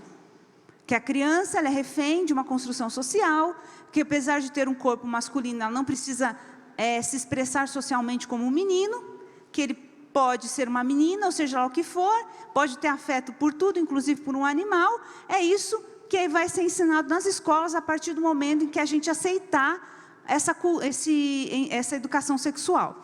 Vamos mostrar alguns exemplos de como a Europa, que é um lugar mais, onde isso já está, de certa forma, mais estruturado, está reagindo, e como que a gente pode agora ver exemplos da sociedade se movendo debaixo dessa cultura, ok? Então, essa aqui é uma família, na Noruega também, né? Família Bodinário, não sei se é assim que se pronuncia. Esse casal tem 7 filhos. A menina, a filha deles, mais velha, estava na escola, no recreio, eu acredito, e a professora ouviu ela cantar uma música cristã, um hino, um corinho, sei lá o que foi que ela cantou. E o que aconteceu? A professora logo foi e reportou isso para a diretora, para os responsáveis. Essa menina e a irmã dela que estavam na escola foram imediatamente levados pelo Conselho Tutelar norueguês para um centro de recolhimento, e mandaram representantes do governo na casa das crianças, onde a mãe estava, e recolheram as crianças que lá estavam também. Então, olha só, são 5 crianças. Todos foram levados e retirados da sua família. E qual que é o motivo? Os pais foram acusados de cristianismo radical e comportamento ideológico. Crianças que foram retiradas dos seus pais porque manifestaram cristianismo radical. Onde já se viu a criança cantar uma música cristã na igreja? Com certeza ela está sendo alvo, né, desse conservadorismo, desse radicalismo, né? Só que isso acabou trazendo à tona, dentro da sociedade, um questionamento. E aí houve todo um movimento, muitas pessoas protestando, né? Não só na Noruega, mas em outros países da Europa e até nos Estados Unidos, em frente da embaixada norueguesa, porque como é que pode? Esses pais não estavam maltratando suas crianças, eles não estavam praticando nenhum abuso contra os filhos. Eles estavam educando seus filhos dentro dos seus princípios morais e religiosos, e o governo entendeu que isso era um abuso contra essas crianças e acabou tirando. E aí houve todo esse mundo de protestos aí que a gente pode ver, e essas crianças, com a graça de Deus, né, foram de volta devolvidos aos seus pais, mas depois de 210 dias longe dos seus filhos, 210 dias. Há vários casos na Noruega de filhos que são retirados dos seus pais, das suas famílias, e que nunca mais retornam para os pais. Nunca mais. Nunca mais. Até o Correio Brasiliense trouxe uma notícia, né, que cerca de 10 mil crianças são retiradas por ano. E teve até um caso de uma brasileira que ela se casou com um norueguês, teve 3 filhas, e ela disse que as 3 foram retiradas, não existe um motivo, eles entram na sua casa, retiram as crianças, levam embora, inventam todo tipo de argumento, né, fajuto, mas essa mulher, ela diz: eu não pude mais ter contato com os meus filhos, eu não sei onde eles estão, eles ficam em lugares que não são notificados, assim, eu não tenho, eles não me notificam onde as crianças estão, e ela disse que a última notícia que ela teve é que a filha dela, que era uma criança perfeitamente normal, a mais velha, estava numa cadeira de rodas, e depois de alguns anos ela teve notícia que a menina havia falecido. Então vocês imaginam, que coisa terrível, uma mãe, né, ficar sem os filhos, depois saber ainda notícias tão terríveis desse jeito. Também existe notícias de que lá já existe agora uma política tão terrível nessa questão de retirar os filhos dos pais, e que essas famílias escolhidas pelo Estado, pelo governo, para acolherem essas crianças e educarem essas crianças em secreto, elas recebem um bom dinheiro. Então, acredita-se que também exista por trás disso toda uma quadrilha mesmo que quer aumentar o número de crianças sendo tiradas de suas famílias, né, para serem enviadas para essas novas casas, e sem contar que as crianças vão receber ali toda a ideologia cultural que eles desejam que essas crianças recebam. E óbvio que o conceito de Deus não se enquadra dentro do objetivo desse governo. E aí você pode me perguntar: nossa, mas que coisa horrível! Mas isso é uma realidade na Europa, e é uma realidade vivida todos os dias. Teve o caso de uma indiana casada com um sueco, e ela na verdade queria ter o filho na Índia, mas aí ela foi para a Suécia para resolver algum problema o que o marido tinha no imóvel, e aí eles acabaram ficando lá, e o filho nasceu na Suécia. Então nasceu na Suécia, aí a coisa já complica. E essa mulher educava seu filho no sistema homeschooling, e na Suécia isso não é permitido, porque você vai educar seus filhos dentro desses padrões morais religiosos, isso, ou dentro do seu padrão moral, mesmo que não seja religioso, e isso não é interessante para a Suécia. Eu só sei que quando essa mulher, né, de maneira muito sorrateira, discreta, tentou se mudar para a Índia, quando ela viu que ela não poderia mais conduzir o seu filho dentro de casa, na educação ali em casa, o marido planejaram tudo, e eles foram surpreendidos dentro do avião. A criança foi retirada pelo governo, por representantes do Estado, dentro do avião. E eu não consegui encontrar o material agora, mas essa mulher até hoje está pleiteando ver o seu filho, ter contato com ele, e já faz muitos anos, ele tinha 5, 6 anos de idade, olha que coisa terrível. E isso é muito comum nesses países. Por quê? Porque para esses países onde a educação sexual já está estabelecida, onde é combatido todo padrão moral, religioso, onde a família é atacada e todos os conceitos tradicionais de família são atacados, a criança não pertence mais à família, pertence ao Estado. E o Estado decide como vai conduzir essa criança, como vai educar e como vai ensinar essa criança. Não interessa o que os pais querem, não interessa no Deus que os pais acreditam. A criança, ela agora pertence ao Estado. Então, é por isso que esses pais tiveram que passar por essa situação, e muitos deles passam, porque a criança nasceu dentro daquele território, ela não é mais, né, dos pais. E aí, para vocês terem uma ideia, essa professora, Elizabeth Bartolet, de Harvard, uma professora de Direito, olha o que ela diz. Ela diz, segundo um estudo com crianças que estudam em casa, mostra que a maioria dessas famílias que querem esse método homeschooling, né, que é a criança em casa, a maioria dessas famílias, mais ou menos 90%, são movidos por crenças cristãs conservadoras e buscam remover seus filhos da cultura tradicional. Então, por esse motivo, porque 90% das crianças que estudam em casa, na verdade, tem pais cristãos que querem que a criança seja protegida dessa cultura aí fora. Por esse motivo, ela deseja que seja proibido o homeschooling nos Estados Unidos. Por quê? Porque esses pais são ideólogos religiosos radicais que questionam a ciência e promovem a subserviência feminina e a supremacia branca. Vocês acreditam nisso? Esse é o discurso deles. Quando é interessante, eles descartam a ciência, como a gente viu aqueles ideólogos, pesquisadores do gênero, né? Eles têm o quê? Um fundamento teórico. Agora, quando a ciência tem que ser descartada, né? Eles vão dizer que são pessoas radicais, né? Que querem, na verdade, continuar esse poder, a supremacia branca. Então, o que a gente vê? A gente vê as nações da Terra caminhando para um totalitarismo, para um sistema único, que entra na sua vida privada, na sua família, e decide como vocês devem viver, como vocês devem reagir, no que vocês devem crer, né? O totalitarismo tira todas as suas liberdades, ele tira todos os seus direitos, todas as suas referências de limite, e ele começa a decidir e a determinar como é que você vai se mover. E isso nos lembra o quê? O governo do anticristo. E a gente vê, né, como que hoje, nesses dias, a gente tem ouvido falar de coisas absurdas, como, por exemplo, que você vai ser obrigado a tomar essa vacina, que você não pode andar em alguns perímetros da cidade, que você tem que ficar em casa, enclausurado, com a determinação do governador do estado, ou seja lá de quem for. Então, a gente está cada vez mais sendo bombardeado por um sistema estranho, que quer nos sinalizar que as coisas estão mudando e que as nossas liberdades estão sendo tiradas. Igreja, nós precisamos nos preparar. Estava falando com a Elisa. Nós precisamos realmente nos preparar. Será por pouco tempo que a gente vai ter liberdade para falar algumas coisas.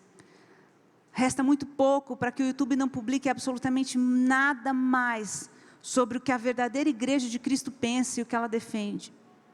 Resta muito pouco para que uma perseguição descarada, mais do que já tem sido, seja declarado contra a igreja de Jesus, e a gente precisa entender isso. Por favor, Carol. Então, agora, para vocês entenderem um pouquinho como essa questão da ideologia do gênero, da educação sexual, como isso já é uma arma para estabelecer um Estado totalitário global, e como isso já está sendo expresso dentro da educação. Tá bom? Por favor.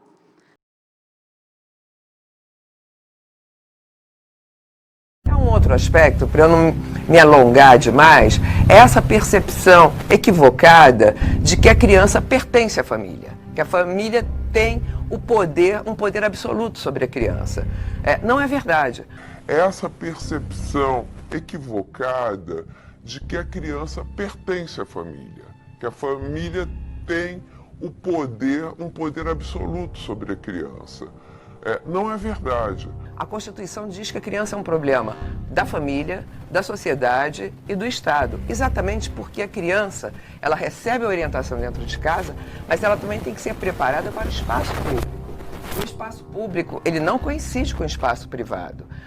O Tribunal Constitucional alemão, ele já teve a oportunidade de trabalhar sobre esse tema, que é recorrente quando se fala em educação sexual, por exemplo, quanto isso gerou de polêmica no mundo todo, dizendo que a educação fornecida pela família, ela sequer pode prevalecer sobre a educação em sala de aula. Isso vai ser definido em questões específicas.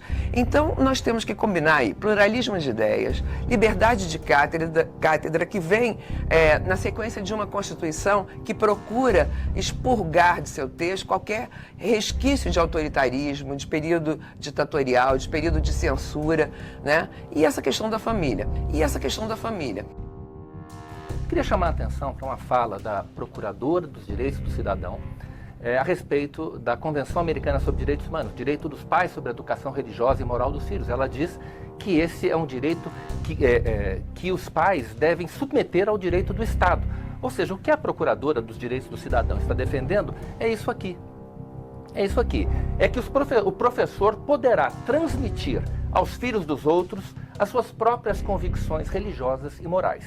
É disso que se trata, para quem não entendeu, aí para o telespectador, é isso que defende a Procuradora dos Direitos do Cidadão, que os professores possam transmitir aos seus filhos as crenças e os valores morais dele, professor. Evidentemente que isso é um absurdo, isso é um despropósito. Nenhum país do mundo, a não ser talvez a Coreia do Norte, adote esse sistema que está sendo proposto.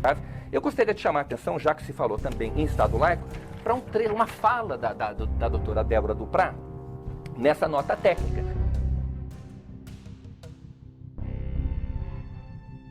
É um lugar estratégico para o fim das ideologias religiosas que apresentam o mundo como a criação dos deuses. Isso aqui é uma fala de uma servidora pública que exerce um cargo da maior importância dentro do Ministério Público Federal. Quer dizer, então o que essa senhora está defendendo, na verdade, é que a escola seja usada para destruir a religião. É o que está escrito aqui. É muito grave. Isso fere o Estado laico. Eu gostaria até de ouvir uma explicação, porque isso está escrito na nota técnica. Eu gostaria então de ouvir a Procuradora Débora. Quero...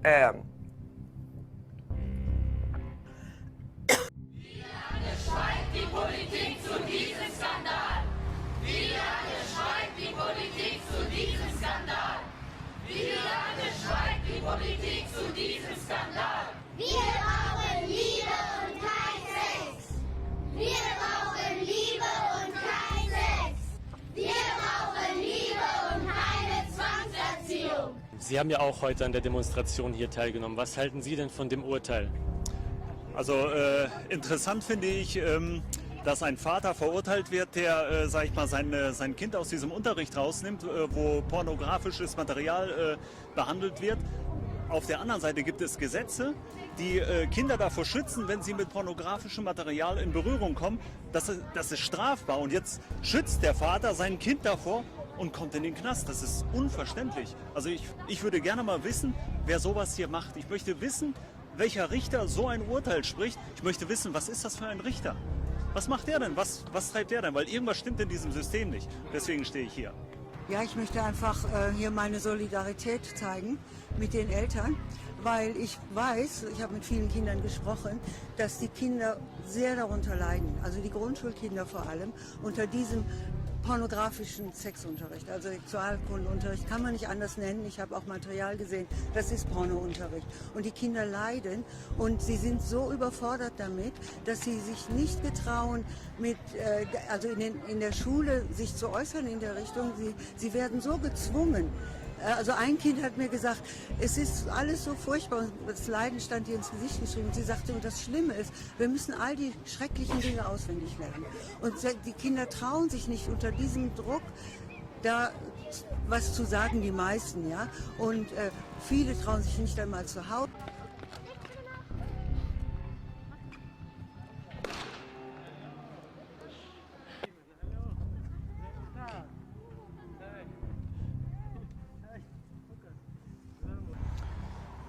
Das muss einfach ans Volk kommen und das muss öffentlich werden, publik werden, was so abläuft. Und von daher hat sich das auf jeden Fall gelohnt. Wie groß ist denn die Gefahr durch die Frühsexualisierung jetzt? Man könnte jetzt an dieser Stelle mehrere Beispiele anführen. Nehmen Sie einfach mal das Beispiel die 8 Kinder aus Borken, wo sie während dem Sexualunterricht kollabiert haben und 6 von ihnen ins Krankenhaus mussten. Und schlimmer noch das Beispiel von den 2 13-jährigen Jungs aus der Schweiz, von denen einer ein 5-jähriges Mädchen vergewaltigte und der zweite ihren 7-jährigen Bruder festhielt und zwang dabei zuzuschauen. Was bewegt diese Kinder dazu, sowas zu tun? Die Kinder werden heute über Handys und über unkontrollierten Internetzugang mit knallharter Pornografie konfrontiert und auch andererseits über die Schulen, über diese Frühsexualisierung werden die ja regelrecht kaputt gemacht von innen her. Die Psyche wird gestört, die Psyche des Kindes wird gestört und die gehen.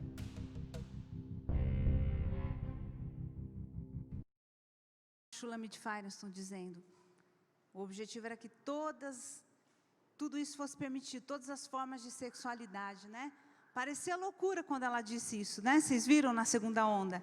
Parecia loucura, mas isso está se tornando realidade. Vocês viram aqui, né? Que absurdo. A procuradora dizendo o quê? Que a criança não pertence à família, do Estado. Ela está repetindo uma ideia que, na verdade, já é estabelecida, e está muito claro, na Europa é assim. A criança nasceu em solo europeu, seja qual for a nação, é o Estado que governa aquela criança, que decide sobre aquela criança. E isso está em guerra para ser estabelecido no Brasil, de uma maneira mais radical. Quando vocês ouvirem falar de educação sexual, de ideologia de gênero, é essa a realidade que nós vamos enfrentar. Isso tudo é paulatino, isso é aos poucos. Olha, entendam, sempre vai se manifestar para nós com uma pauta de defender direitos legítimos das pessoas, mas por trás há toda essa armadilha, por trás há todos essas estratégias malignas mesmo, para atacar a igreja, para atacar a família, para estabelecer o quê? O mundo que está aguardando o anticristo. É isso que a gente pode parecer muito radical, né? Fundamentalista, como eles gostam de chamar, mas é essa a realidade. E o que o Senhor pensa disso? Deus deixou muito claro, assim que Ele formou a nação de Israel, assim que Ele trouxe à existência esse povo, que Israel seria um modelo para as nações da terra, que Israel manifestaria o caráter de Deus, os atributos de Deus. Então Deus dá orientações, a gente vê em Levítico 18, Deus dizendo, vocês não farão o que os povos pagãos fazem, vocês não imitarão as práticas que eles têm, vocês vão obedecer os meus decretos, as minhas ordenanças. Por favor, Carol, como esse capítulo é grande, eu vou destacar só algumas partes dele.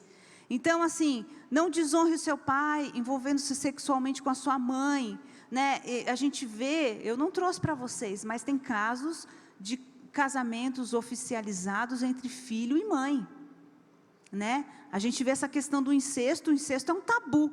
Inclusive, até a Rede Globo, nas suas novelas, tem questionado isso e dizendo, por que não? Todas as formas são possíveis, né? Então, a palavra de Deus, ela coloca limites, porque ela sabe que se não houver limites para o ser humano, ele vai se destruir. Ele entra por um caminho sem volta, de destruição. O homem precisa ser orientado por Deus. Então, a gente vê isso na Bíblia tão claro, nessa questão, principalmente da relação sexual entre parentes, há limites, né? Nós não podemos, como todos esses ideólogos, como todos esses teóricos, né? Explorar todas as formas possíveis, isso não existe. O ser humano entra num caminho de sofrimento, de dor, de destruição muito grande.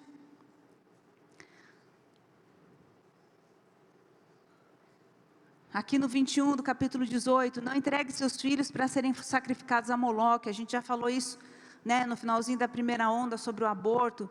Não se deite com o homem, como quem se deita com uma mulher. É repugnante, é a palavra de Deus.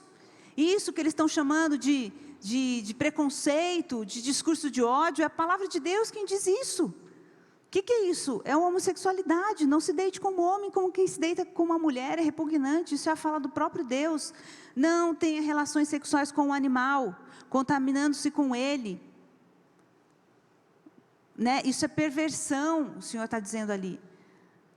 Até aí a Bíblia vai trazendo esses relatos desse nível de imoralidade. Ele diz que a terra, ela é contaminada por causa da iniquidade dos homens. E ele diz que a terra vai vomitar os seus habitantes. A gente viu o juízo de Deus vindo sobre Sodoma e Gomorra por causa da sua maldade. A gente viu Deus alertando Nínive para que se arrependessem. Nínive, num primeiro momento, se arrepende, depois uma geração futura volta a se rebelar contra Deus e praticar todas as expressões de imoralidade, e Deus traz o seu juízo sobre Nínive. Deus é um Deus que Ele não está com os olhos tapados para a maldade dos homens na terra. Deus também tem as suas medidas, as suas taças que transbordam da iniquidade dos homens, e Ele traz o juízo sobre a terra. E eu penso que nós estamos vivendo dias de Sodoma e Gomorra. Nós estamos vivendo dias onde todas as expressões de perversão e imoralidade estão se apresentando como algo bom, como algo, de certa forma, mais ainda soberano, sublime, intelectualizado, né? Então, quer dizer que essa massa que se levanta contra esses discursos é uma massa retrógrada, esse bando de cristão fundamentalista, radical, mas a gente tem que ter os nossos olhos em Deus. É tempo da igreja se arrepender, é tempo da igreja buscar realmente uma vida de santidade, para que a gente possa suportar os dias à frente, e também para que a gente seja uma voz que se levanta contra esse discurso mentiroso. Então, quem não assistiu à segunda onda, precisa assistir para entender, porque hoje eu trouxe aspectos muito básicos, não fiquei discursando muito, porque eu queria mostrar a prova para vocês. Então, esses vídeos são a minha prova do que está acontecendo aí, porque se eu falasse isso e vocês não vissem, talvez vocês achassem que eu estivesse exagerando, estivesse doida, mas vocês viram em que situação nós estamos, né? Olha, como falta ainda 10 minutinhos, será que os meninos conseguem vir com a Thaís cantar uma música? A Thaís.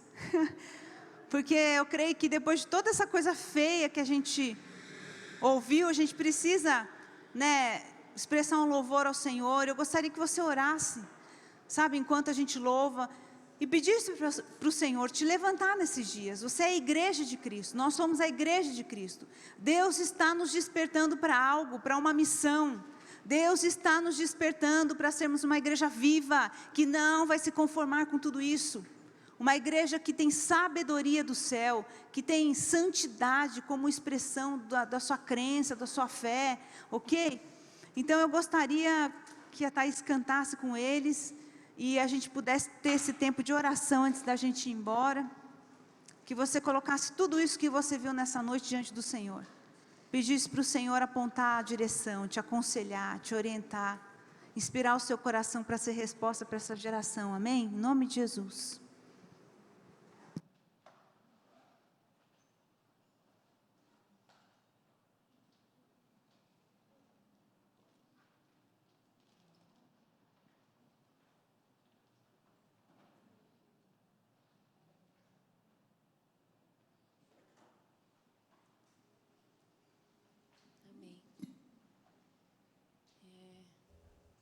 Enquanto a Silvia falava, eu acho que diante de tudo isso que a gente tem feito, que a gente tem visto, né,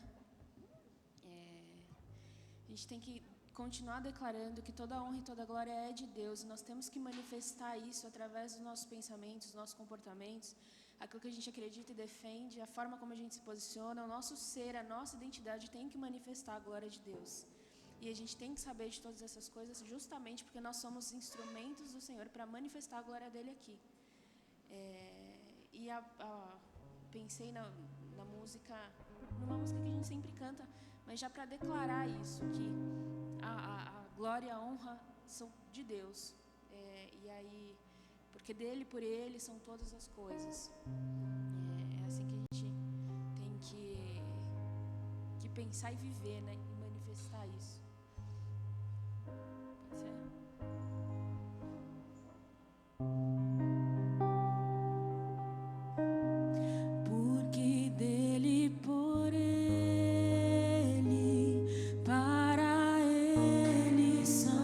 Vamos ficar de pé, queridos. Vamos adorar o Senhor. Porque dele, por ele, para ele são todas as coisas. Porque dele, por ele, para ele são todas as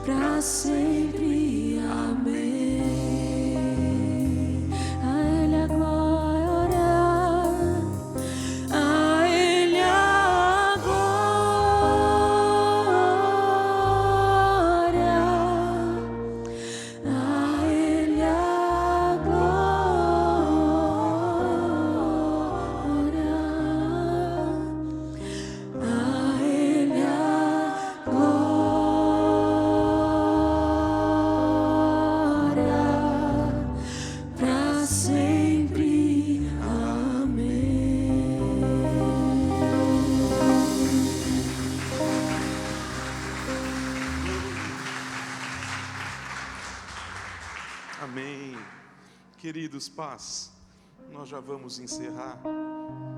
Eu queria só orar com vocês.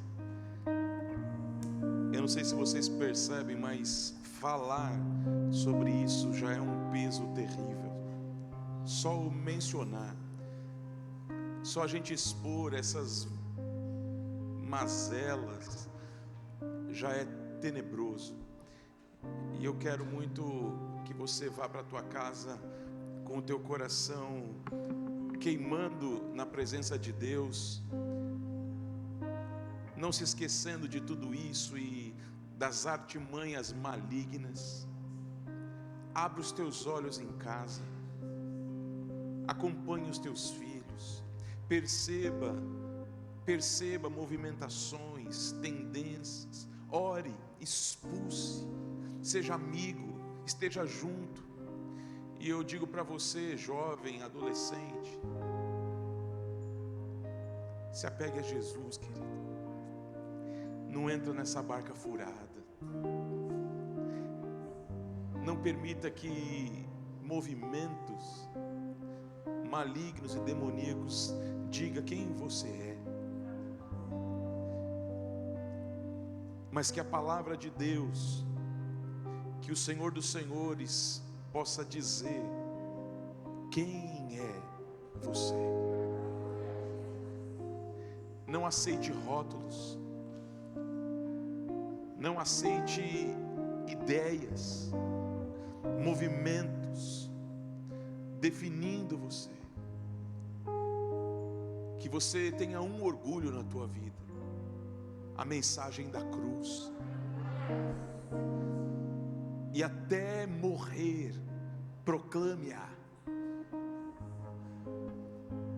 A igreja de Jesus dos nossos dias precisa voltar à simplicidade do Evangelho. E o Evangelho de Jesus é um convite a todos a uma mudança de vida. O Evangelho de Jesus é para o trans, é para o hétero, é para o bi, é para a lésbica, é para o gay, é para todos esses que se definem das mais variadas formas. O Evangelho de Jesus é para todos, mas é um convite a vir às águas de descanso, a mudar de vida, a permitir que a palavra de Deus defina quem você verdadeiramente é.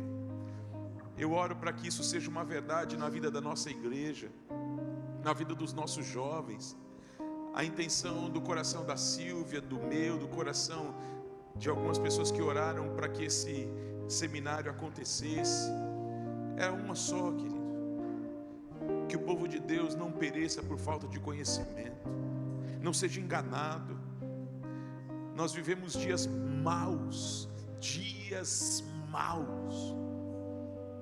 As trevas, elas dinamitaram todas as estruturas que sustentam uma sociedade de pé.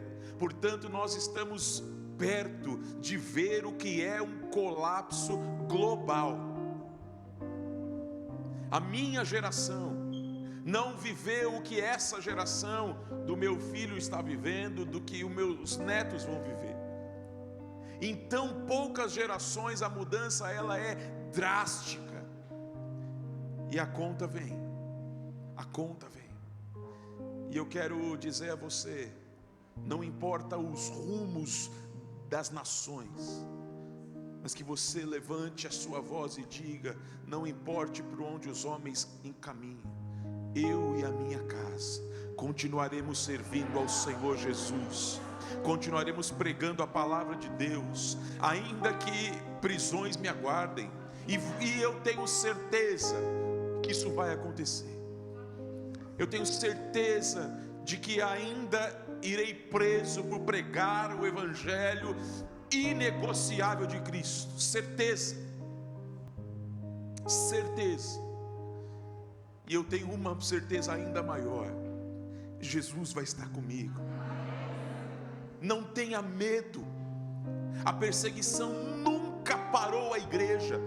As perseguições sempre foram um elemento de crescimento, de combustão, de avanço. E a igreja de Cristo, quanto mais perseguida, mais ela cresce no poder do Evangelho.